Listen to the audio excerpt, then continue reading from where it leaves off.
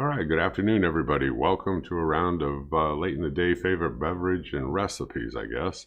This is one I'm adding online to create my own recipe, kind of Cardex or whatever. We're using the Instapot. The one above is Mexican chicken and rice. This is very simple to do.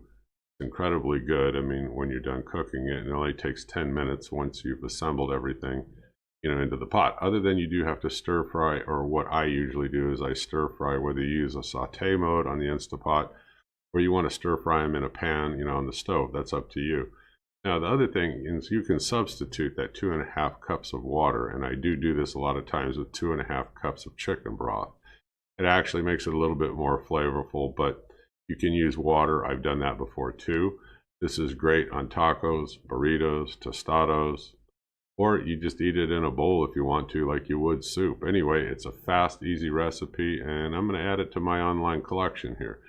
If these are things that you like and you're interested in, give me a thumbs up. If you know of something better, always drop it in the comment below. Let me know what you think. So, kind of the home handyman kind of routine of eating, right? Fast, easy recipes that are actually really good for you also.